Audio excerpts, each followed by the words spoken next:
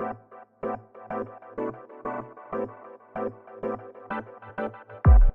hører på bærekraftseventyr med Jørgensen og Pedersen. Bli med på eventyrlig jakt på bærekraftig business. Okay.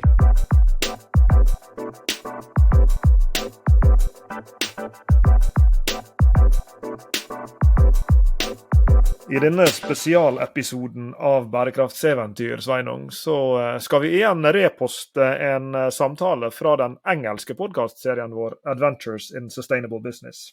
Det gjorde vi jo for første gang for noen uker siden, da vi snakket med Nancy Bokken om ubærekraftige forretningsmodeller. Og vi har fått så mange positive tilbakemeldinger fra lyttere som likte det, at vi har valgt å gjøre det en gang til.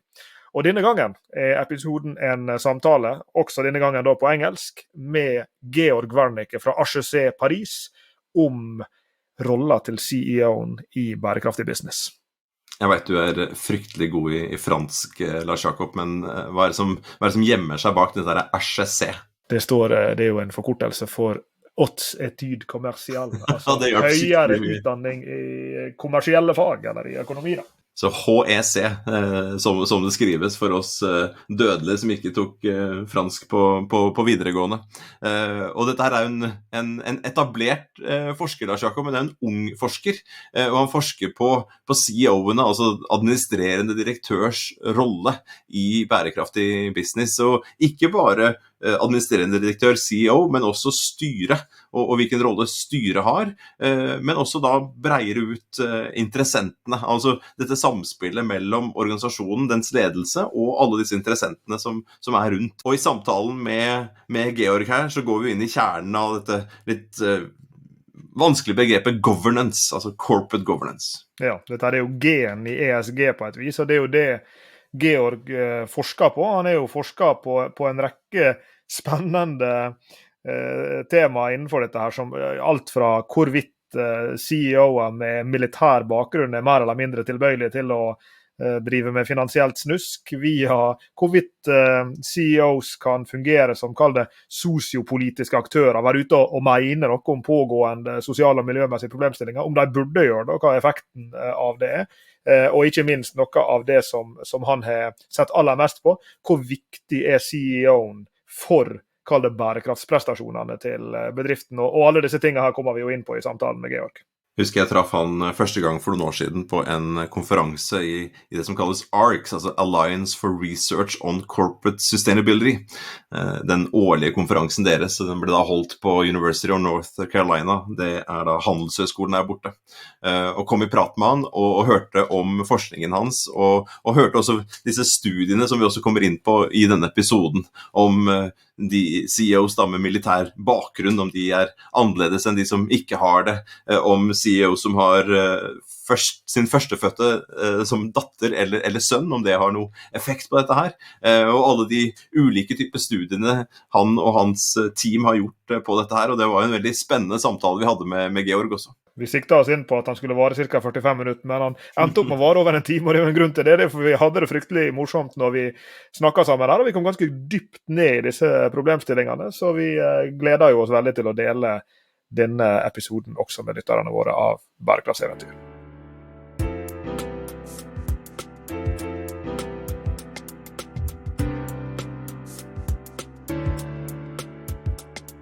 It's time to talk about corporate governance as it relates to sustainable business, and more specifically the role of CEOs, of top management, and of board of directors for sustainability and sustainable business. And who could then be a better guest to invite than Georg Wernicke, who is an assistant professor at the Strategy and Business Policy Department at HEC Paris, where he is also affiliated with the Society and Organizations Institute. Welcome to Adventures, Georg. Thanks for having me here. It's a pleasure. One of the first things, Sveinung, that we were supposed to do when this thing called COVID-19 arrived in the world was that we had even booked flights to go to Paris for the research day at the Society and Organizations Institute at HEC, and we are, I mean, our tears are just now dry. So that's almost 2 years ago. How is life in Paris, Georg? Yeah, it was I don't know. Could we say it was like a roller coaster a little bit? Huh? So it hit me right doing my teaching, so I had to move online within a few days' notice. had to use that tool called Zoom I've never heard about before. And now 2 years later, you know, it's a usual thing of our teaching, a usual teaching tool. So it has been a bit of a roller coaster, I have to say. But it looks like life is slowly but surely getting back to normal. So I'm hopeful for this year.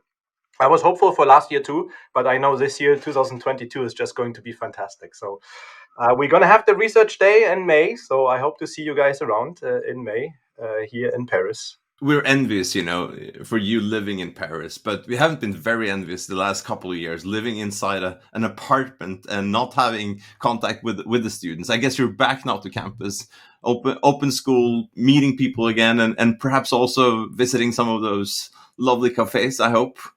Yes, absolutely. So, you know, knowing the French, right, cafes and restaurants are probably the last things are going to close. So they were closed for a little while within those 2 years, but for most of the times they were actually left open.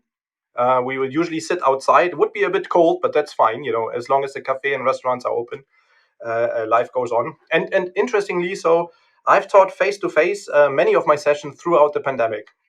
So I'm usually teaching in the MBA program here, and it's very, very international. It's 97% non-French.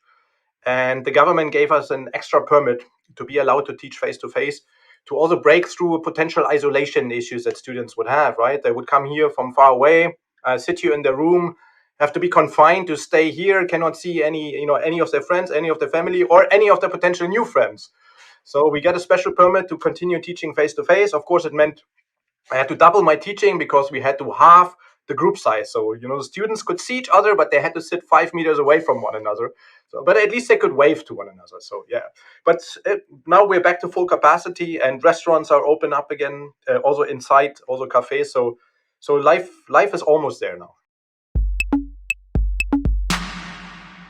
We invited you here, Georg, to talk about the G in ESG, governance. We just talked about COVID. Is that kind of a governance issue? I mean, just on both on the micro level of a university like this, and also more on the general level, globally, and so on.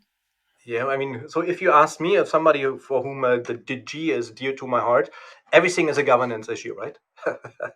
So whatever question you asked, if you look at the level of a municipality, of a town, of a village, of a family, of a company, of a tribe, of a partnership, there's always governance involved. So every question, including COVID, of course, is a governance question.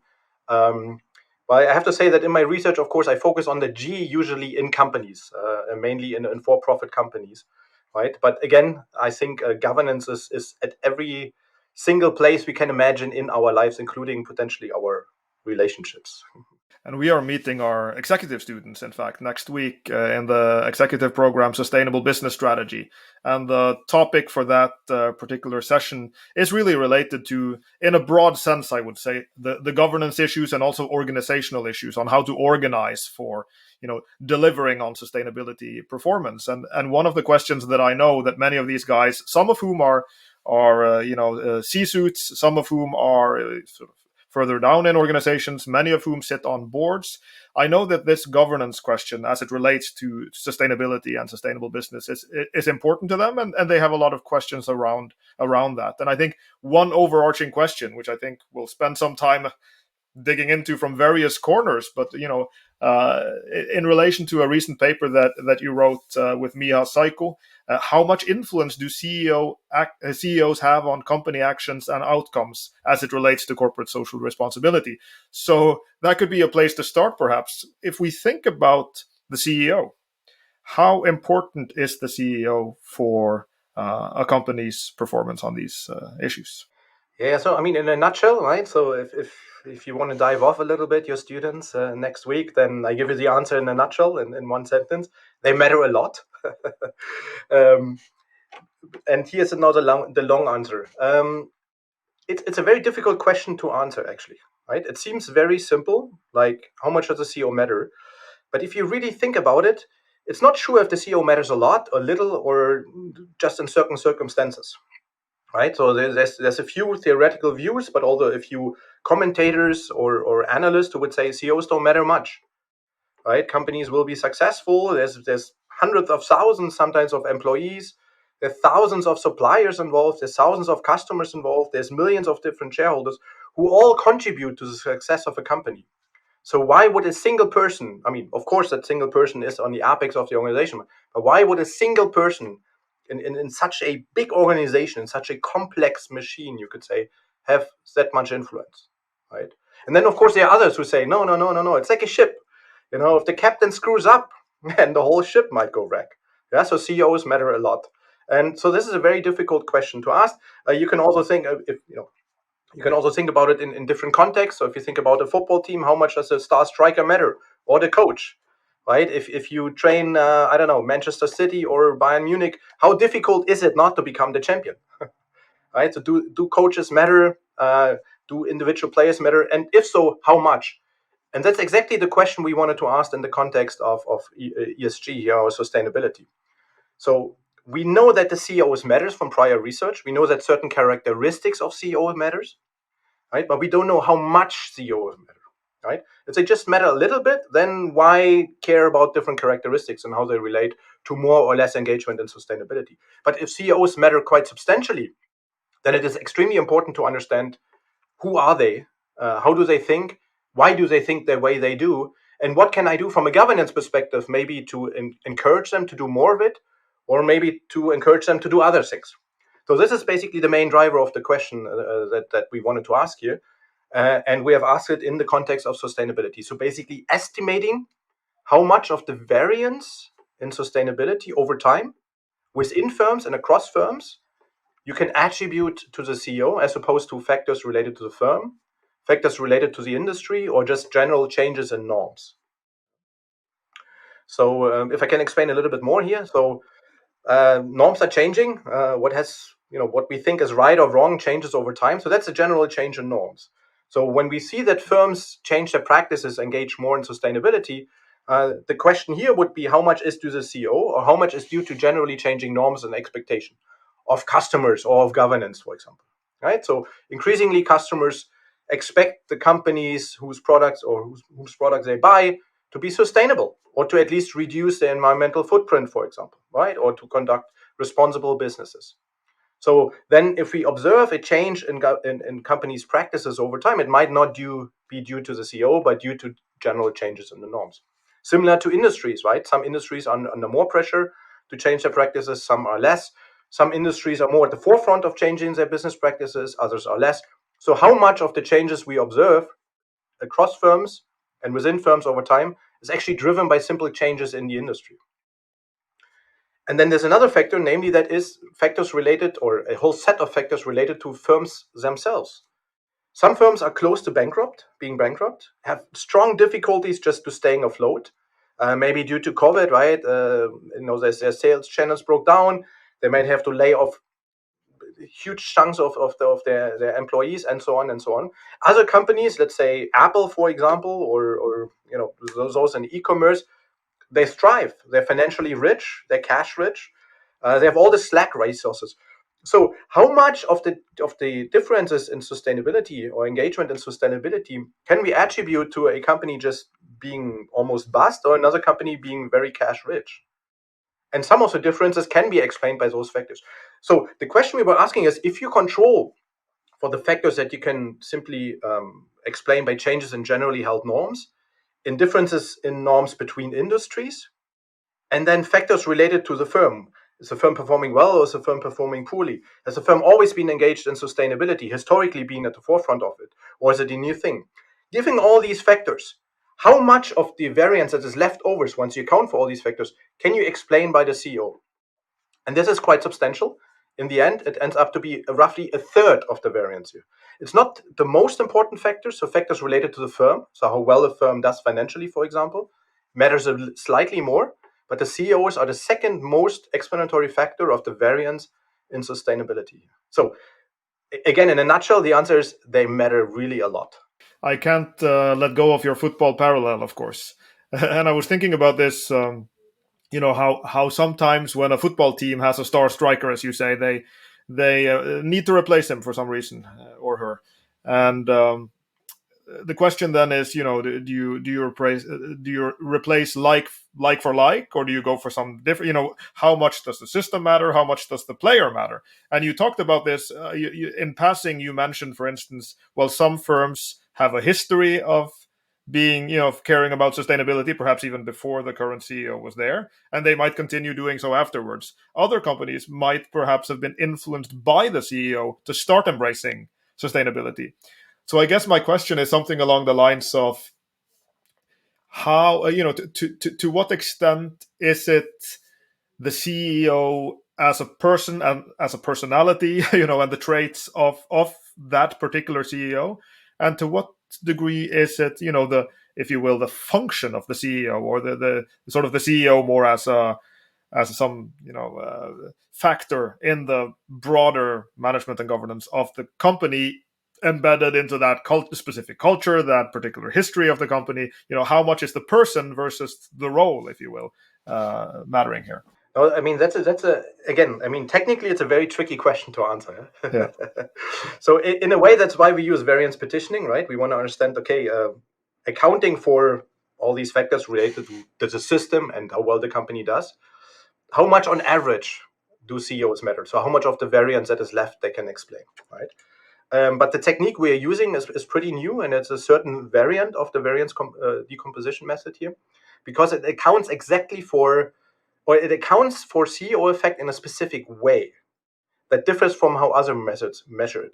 The specificity of this method is that it compares how much does a new CEO who comes in change the sustainability trajectory of a firm compared to the predecessor. And other methods don't do that specifically. They would compare the contribution of a specific CEO to all the CEOs in a company that have ever been there. So that might be a CEO who has been there 30 years ago, but it might also include CEOs who come maybe in the future, because we use very, very big data sets of company sustainability developed over 30, 40 years to tease apart the effect of the different factors, for example, the CEO or the firm factors. So this method is specific in that it actually compares the contribution of a new CEO to the predecessor. So you could become a new CEO in a company that is at the forefront of sustainability. Then usually the changes are not that much compared to your predecessor, because you're already at the forefront. But imagine you become a CEO at a company that has never heard about sustainability, never cared about it, and never have done anything that you would call sustainable practices. So then a CEO can change a lot, and it looks like the CEOs can change a lot. Yeah? So there's, of course, differences in the rooms of what we could say improvement of sustainability performance here that differs across firms.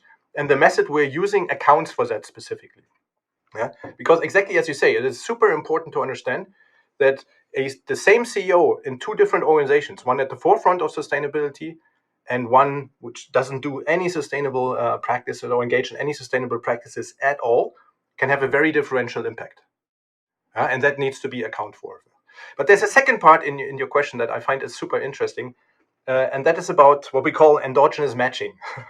So obviously, managers are not randomly matched to firms, right? I mean, there's a process there. Firms look for a certain CEO. Usually the board says, okay, these are the specifics that we have for the future CEO.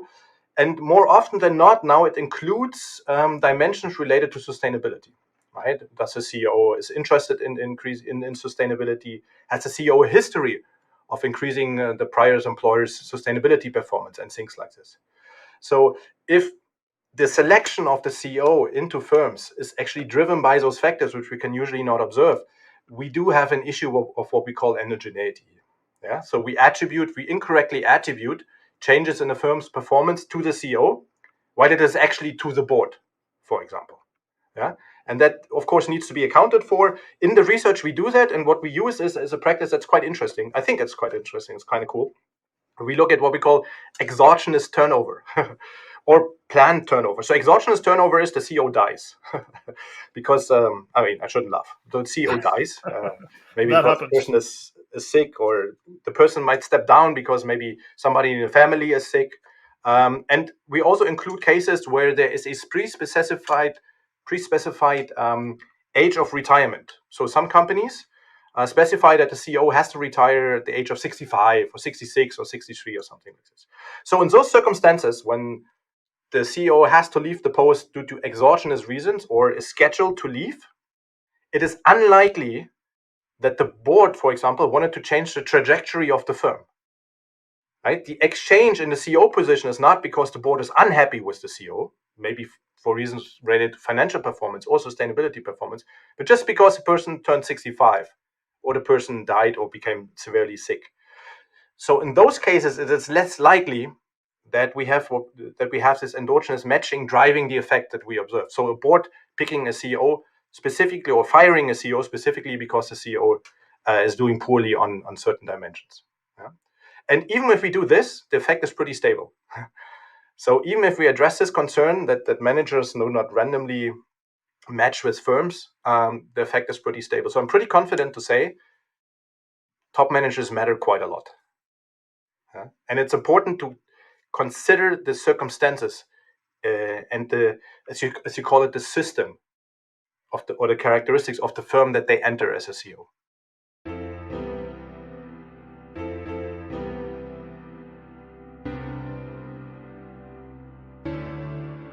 I have to admit, I'm going back to football again. I'm trying to understand the different roles here. This will happen again. Yes, but you guys were talking about the star striker.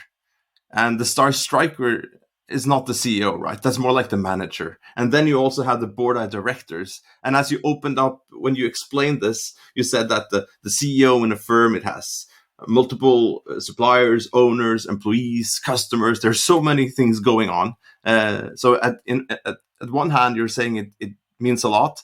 And at the other hand, you're saying, well, it depends. And then in your studies, as I understand it, you've found out that it does matter, but you have to understand the circumstances. Because I was thinking then in football terms, and I was thinking of a favorite case of Lars Jakob and I, Forest Green Rovers. I don't know if you heard of them. It's the greenest football club in the world. And Lars Jakob, wasn't that an owner coming in who then redirected the strategy, the sustainability strategy of this company?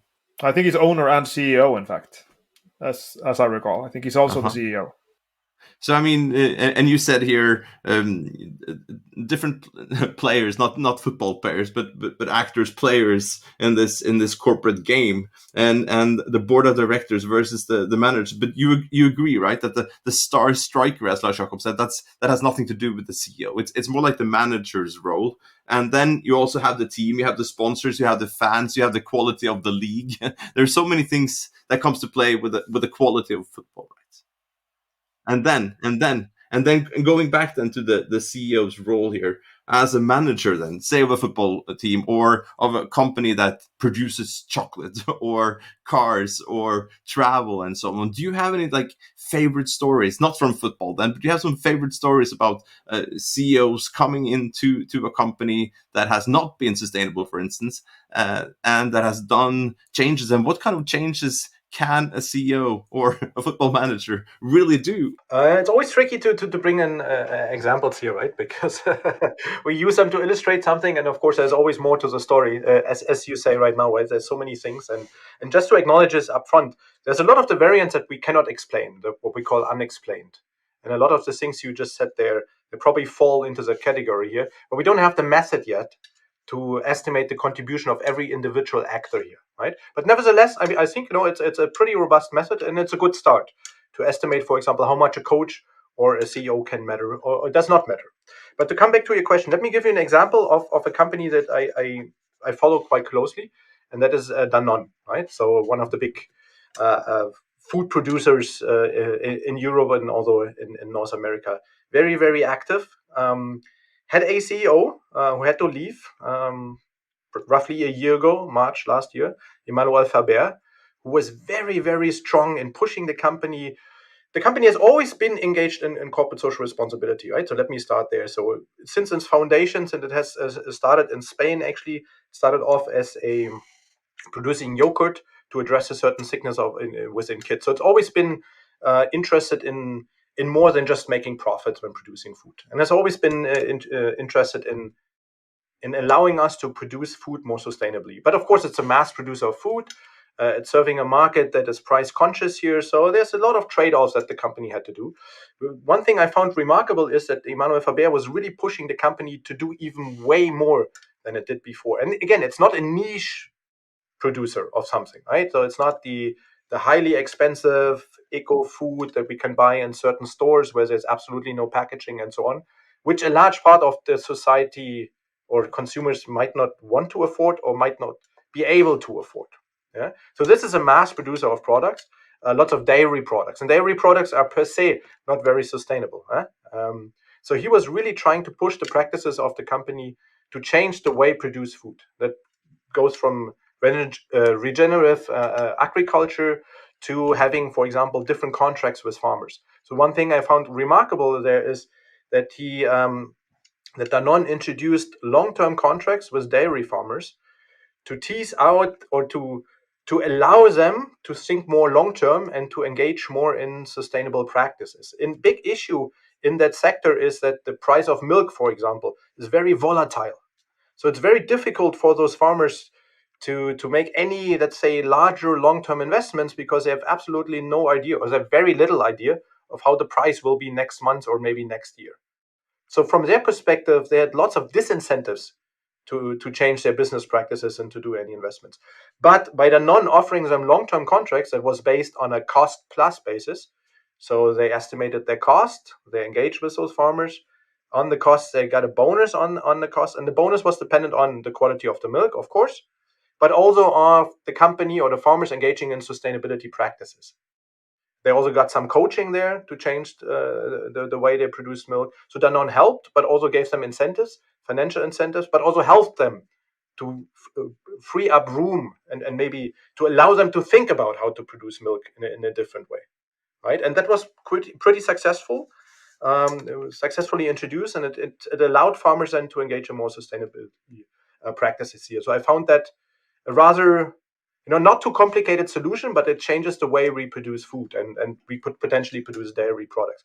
But in the long run, he said that potentially we need to get out of those businesses because they're per se not sustainable here. So he pushed a lot of investments in Danone and actually plant-based products more. And then again, the production of the plant-based products, he pushed Danone to produce those plants or to work with suppliers who engage in regenerative agriculture and things like this. Of course, transforming a huge business like Danone is not easy. It's very, very difficult. Him not being there anymore also shows how difficult it is, also in terms of satisfying the different stakeholders, especially those who have a financial investment in the firm. But at least he tried, and he tried that quite impressively here, I have to say. And there's an interesting dimension to that story as well. I haven't followed it very closely, but I remember that one of the things he did, and I found it here, also that he was the one who changed Danone's legal status to in French it's called entreprise à mission. I guess it's something quite close to a B Corp or something along those lines. And that's, I think, an interesting sort of throwback to what we talked about earlier, that a CEO can do things in the role of being a CEO, but he also has the opportunity to change or be part of changing governance structures more broadly that will remain in place also after he leaves. And of course, he was, I guess it was activist investors who eventually got him out of the firm. But let me jump in there. So that's fantastic that you bring it up, right? So, I mean, it's a bit of both. So on the one hand, we see how much CEOs matter, right? So he is really bringing up the ideas and saying we have to change the way we produce our food, but we also have to change the legal structure of a company. The company should acknowledge or should be able to acknowledge that they serve more than just shareholders.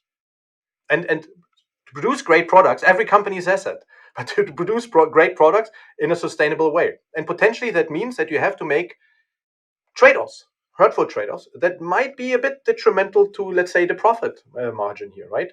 But that are, at least that's the argument, more profitable, but also more sustainable for the long run future. But because the way we produce food, we cannot sustain for very much longer. So he was really pushing also to allow the company to have a different governance structure here. And as you correctly said, it tried to become, or it's becoming, a so-called B Corp. It's actually, at least until a few months ago, it was the largest B Corp in the world. Most of its American or business in North America is B Corp certified. Yeah. So here we can see how the CEO pushes a company to change its trajectory, its practices, but also its legal status. But it also shows that, of course, or it has to be, or we have to be realistic here, because it's of course not only the CEO.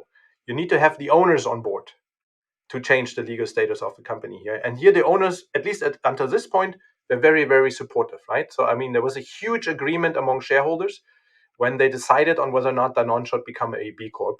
And I think it was almost in the 90% of agreement among shareholder votes to change the legal status of Danone.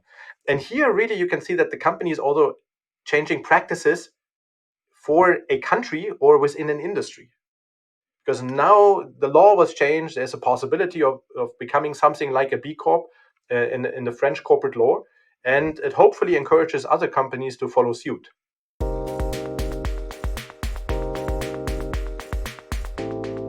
I want to take it further here, Georg, and at the same time jump from one of the streams of your research to another one, because now we're talking about many aspects of the role of the CEO, and one of them being, these kinds of influences and decisions on governance structures and so on.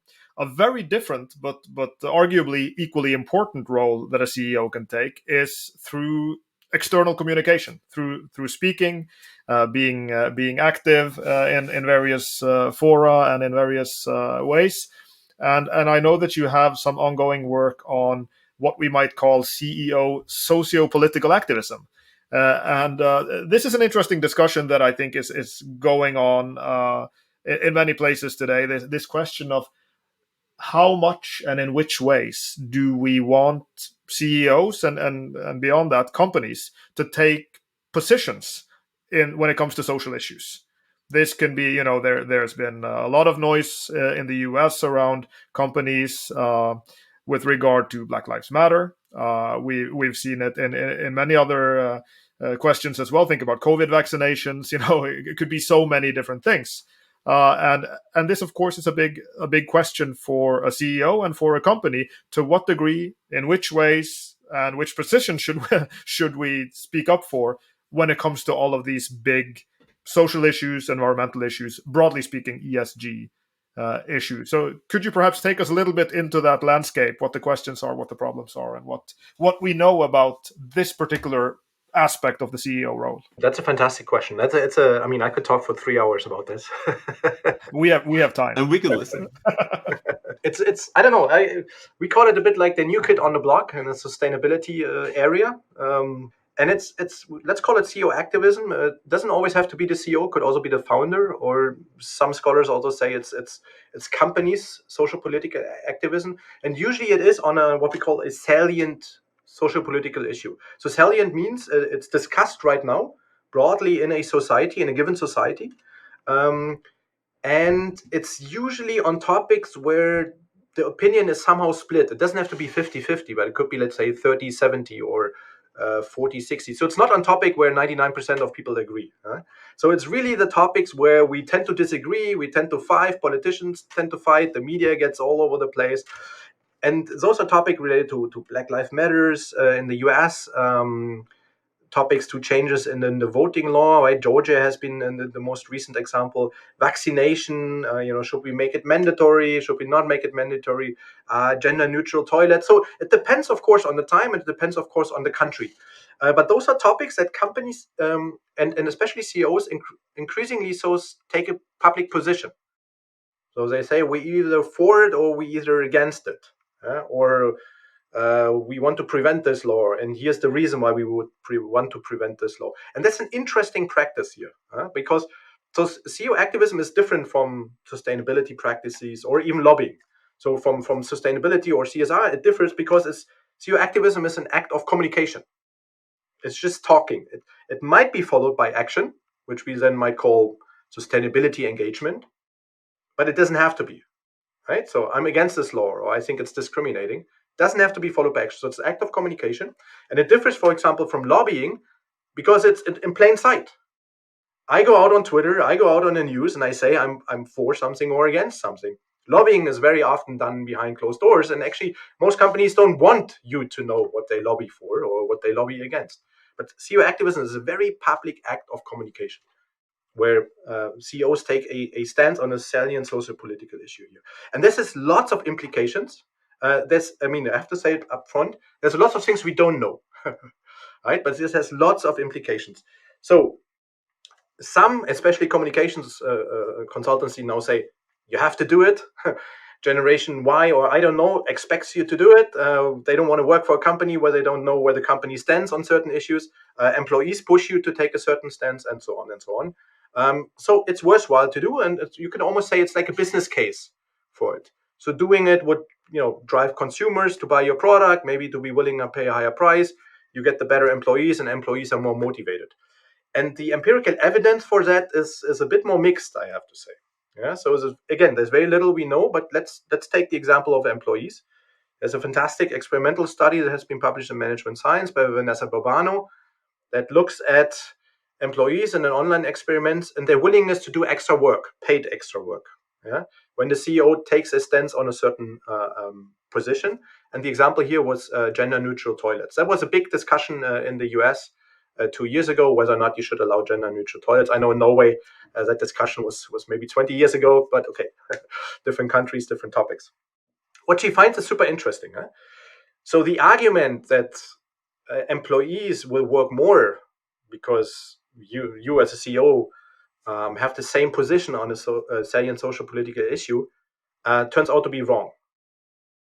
They're happy if you have the same position as they have, but that doesn't motivate them to work more. Quite to the opposite, those who disagree with the CEO's position, so let's say who are against gender-neutral toilets, and then they see that the CEO speaks in favor of gender-neutral restrooms,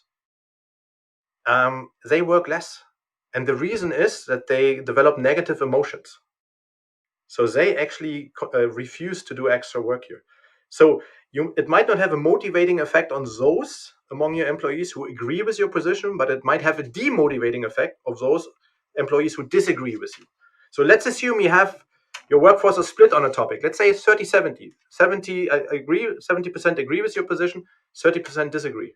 You have 30% of your workforce who are potentially demotivated in their work, less identify with the company and so on. So we have to be very, very careful here when it comes to employees. Same with consumers. Top argument is usually, hey, we want to know what does a company stand for the products I buy. I tend to disagree. Not for every product we need to know what the political stance of the product is. Think of shampoo, a banana or something. Do I need to know what their position is on a certain topic? I don't know. But the argument is it increasingly drives consumption decisions. And there's 2 working papers out there fantastically done. One is using cell phone data to see whether traffic into stores changes when CEOs take a position compared to comparable stores. I think the subject they look at is gun rights right after a shooting. And the CEO, I think, of Walmart at the time came out and said, okay, they're going to stop selling certain kinds of guns, right? So that paper looks at food traffic and if that changes. And there's a new working paper also looking at actual consumption data in response to CEO activism. What do these papers find? They find there's a bump in food traffic or consumption, but it's only temporary. It's very, very short. Yeah? So usually a few weeks, 3-4 weeks, and then everything goes back to normal. Actually, there's a reversal.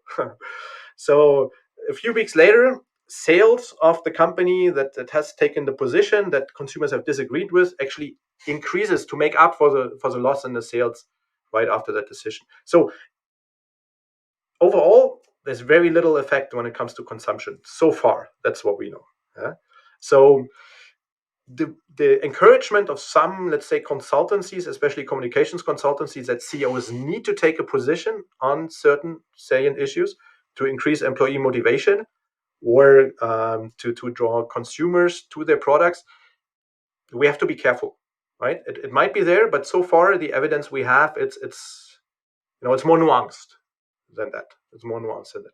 But there's another inherent question I think that is super important, and I think to some degree your question hinted at that too, is from a democratic standpoint, is it a good thing? Do we want this for democracy, right? So some of this, or CEOs of companies who have spoken out are usually very, very big companies. Some of them have budgets larger than budgets of some countries. Now, of course, these people already have a huge influence, right? Through their donations, through lobbying, through just making employment decisions in certain countries or states, where they pay taxes, and so on and so on. So, and they have a very prominent and exposed position already in our society. So now, if they start intervening in democratic decisions, where it's hopefully democratically elected representatives of the population try to find a solution to a pressing question there, representing different opinions in a country, do we want those powerful actors to intervene further?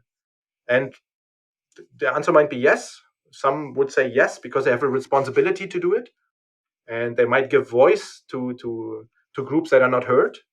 And others say no, because if their intention is business driven, is driven by increasing sales, then no, they should not intervene. There's one more piece I wanted to speak about, and it's by a scholar from the University of Groningen, who has actually looked in which states in the US do we see most occurrences of CEO activism. And it's the states that are politically most polarized that we see most instances of CEO activism. So a question that needs to be asked is, for example, does CEO activism actually increase polarization or does it decrease it?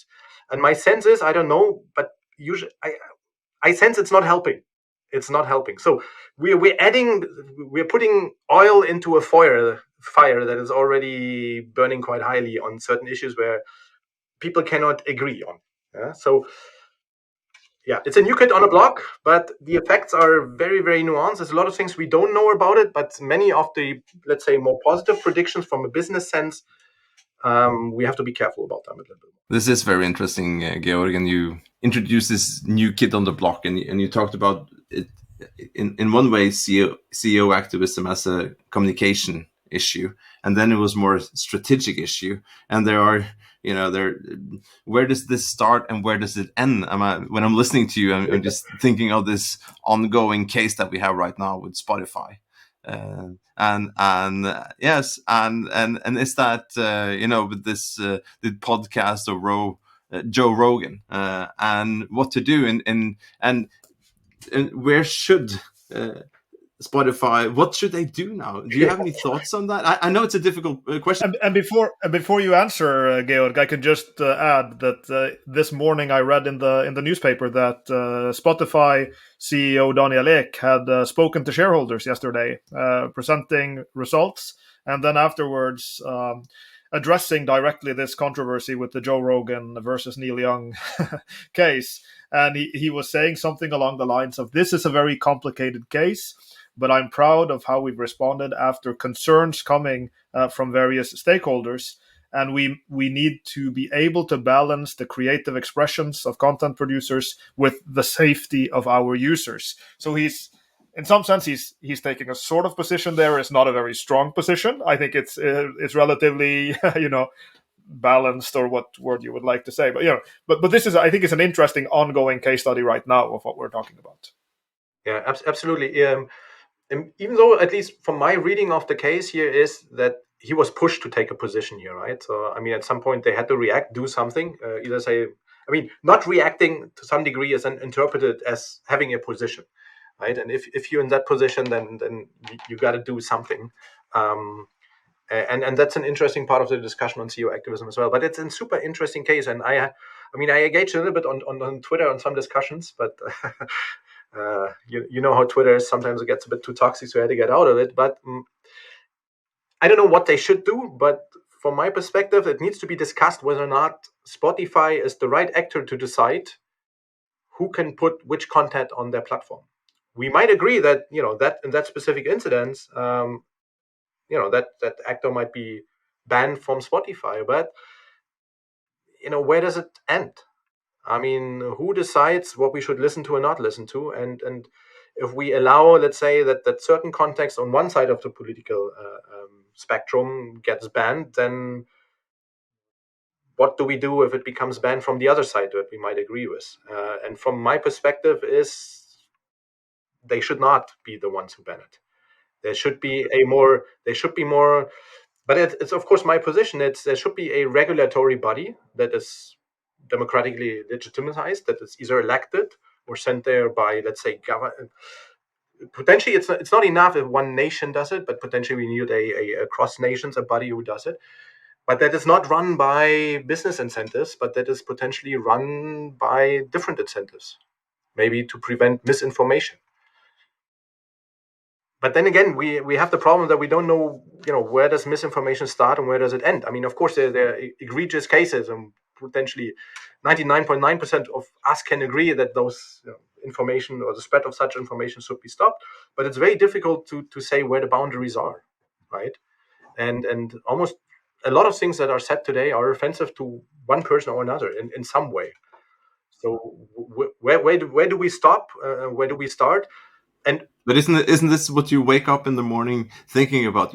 I started out asking you, is COVID a governance issue? And I said, yes, everything is a governance issue. Family life is a governance issue, and also, of course, dealing with global political questions is a governance issue. And here you have Spotify, then, and we've discussed Facebook for many years. Is it just a neutral platform, or is it? Do they have some kind of editorial responsibility to? And this is kind of an ESG issue, isn't it, for social media? And isn't this kind of the first time that Spotify was put on the spot for this? And isn't this something that the CEOs in the future, and also as a democratic problem, is something that we need to reflect upon, and that perhaps if it's not an issue of CEO activism, I can understand, but it is an ESG issue for Spotify. Absolutely, and as we can see, it's more and more difficult to not be put on the spot. I mean, you're up there, and if you don't react, that there's a reaction, right? And then things just escalate. So CEOs will have to react, and they will have to acknowledge that it is an issue. But I think what helps us to acknowledge that this issue is extremely complicated to solve. And we as society, and again, it's a governance issue. I completely agree with you here. The question is just which actor should decide. Should it be the CEO of a for-profit company that's publicly listed, or should it be somebody who is, let's say, an administrator or a democratically elected person or a democratically elected body or whatsoever? So the question is, who should decide? That somebody needs to make a decision and needs to help other companies to decide what kind of information can we allow on our platforms to be spread, what information should we not allow. This is a slightly different question here. But I think what is important is that we put them on a spotlight. That we can say, like, hey, I mean, let's use Facebook, let's use YouTube. You guys use an algorithm to maximize revenues from advertising, and this algorithm tends to hope to keep people longer on the platform engaged. And how do you do that? You show them more extreme content, and this is a responsibility that falls within you, right? And it starts with being open about it. It starts with being transparent about it. It starts with communicating openly about what might be the disadvantages of having those algorithms here. Now, but again, it's a governance issue. It's just a question who should decide. Definitely companies have a big role to play here. I'm a bit more skeptical to let for-profit companies decide on what is allowed and what is not allowed. I would rather like to see it at least being regulated at some degree by regulators. And through regulation and through laws that companies or regions such as the European Union agrees on. Yeah? But it's extremely, I mean, I don't want to be the CEO of the company at that point in time. Right? You're put on a spot. And again, rightly so, because these are things we need to discuss.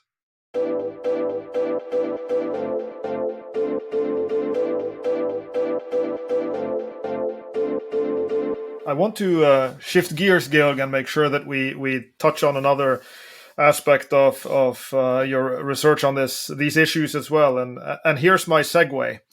It starts with algorithms. And the algorithms of Facebook have understood that I like compilations of people like Diego Maradona, Romario, Ronaldinho, Zinedine Zidane.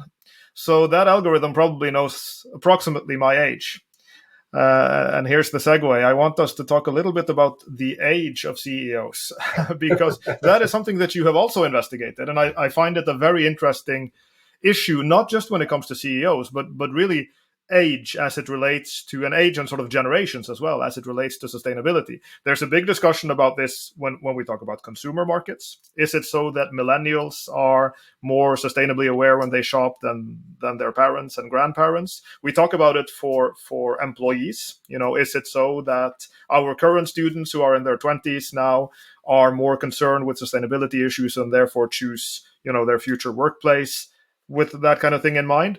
But you have done work on the age of CEOs and how that relates to their inclination to prioritize these kinds of sustainability issues. Can you tell us a little bit about the gist of that, that question and those findings? What do we know about the role of age in this context? And it's a good question. It's a paper which is still an uphill battle to find its publication outlet. I'm going to tell you in a second what the criticism of it is. But the basic idea we have is we want to understand that when a given population of CEO changes, so a new generation comes in and slowly replaces the older generation, how much of that change is driving changes in company sustainability practices here? And what we're building on is generational differences and what generations thinks are, let's say, important issues or pressuring issues of their time. And what we're building on is the idea of that our personality forms, or humans' personality forms at a certain point in time of their development. Usually when we're kids, our personality is impacted quite a lot. When we are in young adulthood, or for example, when we start our first job. So the topic that are salient during those times, so for example, it's social civil rights movement or the World Environment Day, questions related to the environment, the issues or the topics that are salient during the time period that those CEOs were kids or young adults, they influence of what they think is important relative to other issues. So what we're arguing in this paper is that older generations had put a lot of focus on the community. So the idea of that you're part of a community and that companies have to contribute to the well-being of the community, and that employees are part of the family and you have to take care of the family. You don't fire employees that quickly, was more important relative to younger generations. Whereas younger generation, for them to increase workforce diversity, equal rights across genders and different ethnicities, and the protection of the environment are more important relative to older generations. So what we try to show in this paper is that there are those generational effects that allow us to understand a little bit the differences across firms' engagement and sustainability, again, related to the CEO, but then explaining it by the generation the CEOs belong to. This is not to say that for CEOs of certain generation, a certain type of sustainability practices is not important. It's just the relative importance to one another changes a little bit. So we want to explain a little bit the shift in sustainability practices that we have observed by the change in the population and the generation, in the generational composition of the populations of CEOs here. And again, it's related to the idea that CEOs matter. And if CEOs matter for sustainability, we have to understand who they are and what do they think is the most important thing when it comes to sustainability. And here, generations play a big role. Yeah, so that's the idea we have in this paper here. Yeah. A bit more the basis here is also that we try to combine here the fact that some of our values change over time and some are stable, at least relative to others. So, for example, we tend to become a little more conservative the more we age.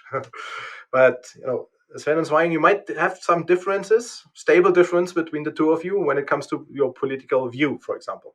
And that continues potentially to stay there even as you age. Even if you both become more conservative, one of you might be slightly more conservative than the other. So we try to combine those two facts, that values change over time, but a part of the values are also stable here. And we try to dissect the two to explain differences in company sustainability engagement. So that's a bit the idea we have here. I just have to say that I remember a paper I looked at once, I forget who wrote it, showing that CEOs who have daughters act more sort of with sustainability in mind in their I don't know how robust those findings are, but it just struck me as we were talking. And also, in addition, in your research, you also studied ex-military CEOs and looked at them. So again, I'm interested in CEOs. I believe and I show they matter. So I want to know, how do they matter? What characteristics matter and what drives it? So there's very interesting research there on the gender of your firstborn child, showing, for example, if you father a daughter as a firstborn child, you become way more supportive of diversity initiatives, and especially any initiatives related to increasing the chances of female managers, female board members, female employees. Maybe not surprisingly, right? Because you want the best for your kids, right? So the gender of your kids changes how you see the world. This is what this paper there shows. And in the other paper where we look at military CEOs, here we wanted to understand a bit more the, let's say, ethical dimension of decision making here when it comes to fraud in companies here. And we wanted, again, with fraud, if CEOs matter, they also matter for fraud, unfortunately. So we wanted to explain differences in CEOs and how much they're willing to break rules and regulation can actually explain the occurrence of fraud or not. And we looked at that in the context of ex-military CEOs. So ex-military CEOs are CEOs who have at some point in their life before they became a CEO served in the military. And when you look at the US, so they've served in the US military. And the US military, or the militaries generally, one could say, is train their cadets to follow rules. No questions asked, follow the order. Your life depends on it and that of your comrades.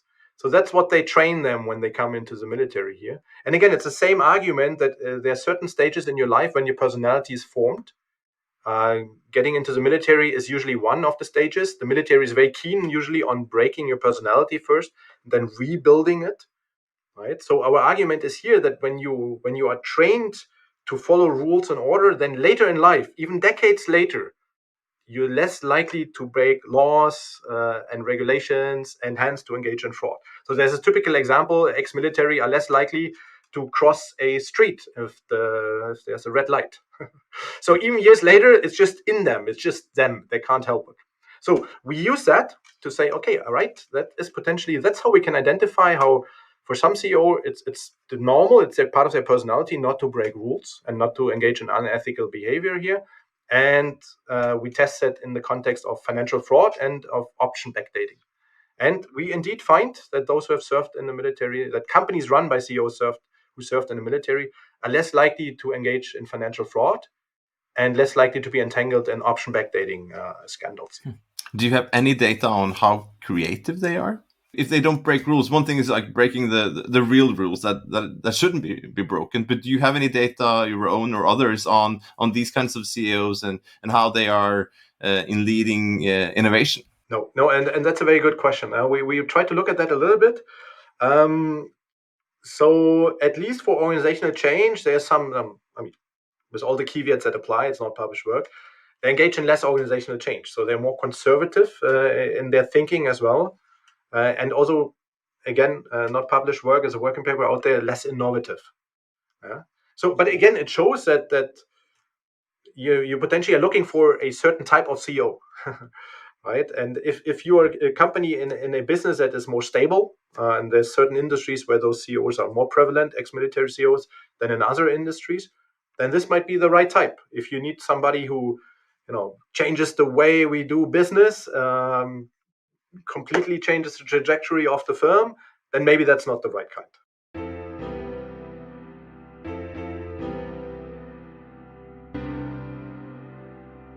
This leads me over to the next question, and maybe one of the last today's in today's talk. I hope we could continue this talk later on. But your general advice to board of directors, I guess you knowing so much about CEOs, I guess people come to you and ask, Georg, what should we do? Given our company, how it is, do we need change or not, as you just said, international or not, what kind of problems, what kind of products, and so on. When they come to you, what are your general advice on hiring CEOs? It's a $1 billion question. So it depends on which kind of mindset they come. Huh? So sometimes you have discussions where they come in and say, we have to do this and that and this because the new generation wants this, and this is the right thing to do, and this is the only thing to do. And then I push back because I say, think about it, right? I mean, your arguments are not consistent. If everybody does it, at least from a financial standpoint, you're not going to have a competitive advantage because you're just doing what everybody else does. So if your argument lies within a business case argumentation here, then you potentially have to push back. But if you think that's the right thing to do, then you have to be very, very, and I think this is a general advice, but it's also a bit obvious, is be very careful and do your due diligence when you pick a CEO. Yeah, and it increasingly includes ESG questions now. It's not just has the CEO a past of delivering financial performance, right? And if you want to increase your financial performance and you think you can do that through ESG, maybe you're on the wrong track anyways. Yeah, it's not as simple as it sounds. But ESG issues become more important, as we can see in Spotify example. So what do you do? What does your CEO do? He has to react. Has to potentially make a decision. Not reacting is already a decision. Do you have a CEO who weighs into all kinds of topics?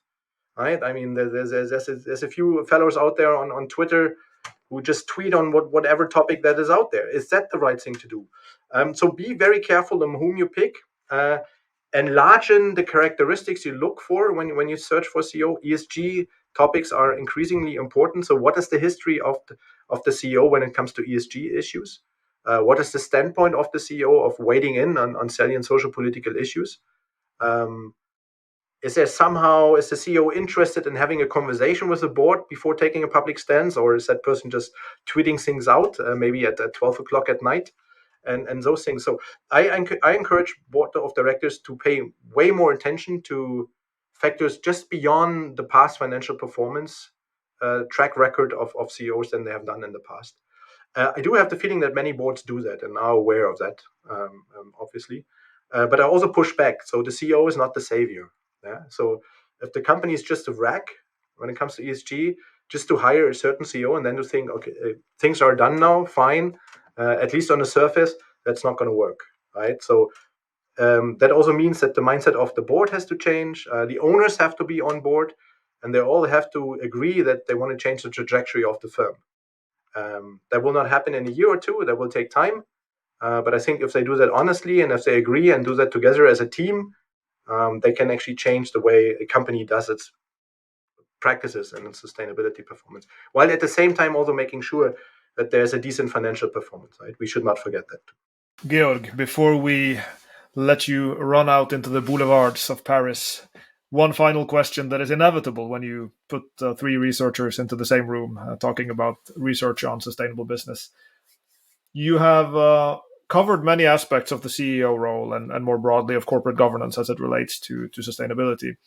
And we've covered many, but not all of those topics. But the big question, of course, is what are the unanswered questions that you want to answer in the future? So what are the big questions that you are going to be tackling in the years to come in this field? Yeah.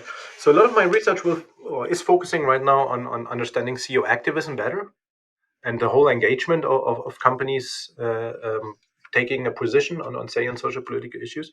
We know very little about Europe when it comes to that phenomenon. Most of what we know comes from the US, and our norms, they're similar, but they do tend to differ. So I want to understand a little bit better how prevalent is a phenomenon in Europe and what are the drivers, the antecedents of it. Is it driven that employees or society or consumers would like CEOs to take a standpoint or not? So I would like to understand that a little bit more, the antecedents of CEO activism, also the effects of CEO activism on consumers, on employees, but also on investors. Are there certain types of investors who say, this is the type of company I would like to invest in, or this is the type of company I would not like to be invested in? So the antecedents and the consequences, and most importantly, the implications for our democracy. So is that something that we could perceive from that perspective as a good thing, as a bad thing, or on which contingencies does it depend as that we see it as a good or a bad thing? So this is a big research project I'm currently having here. And I think there's very little that we do not understand here. I'm increasingly also getting interested in initiatives about lobbying. Generally, I think lobbying is very opaque.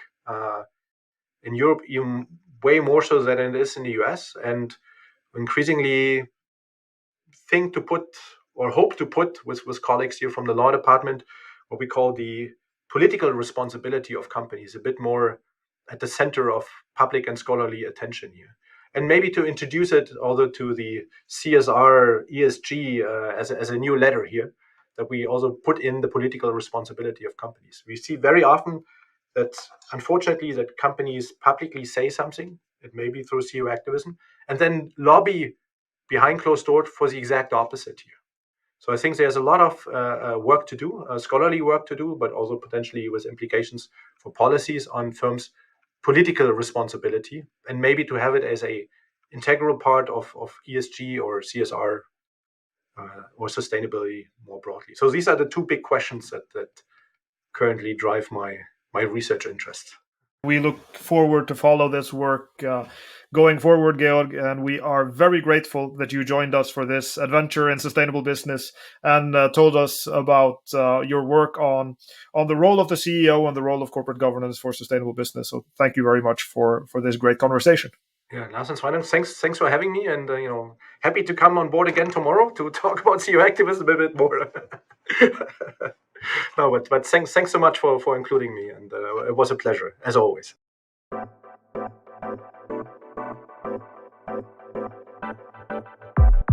You have listened to Adventures in Sustainable Business with Jørgensen and Petersen.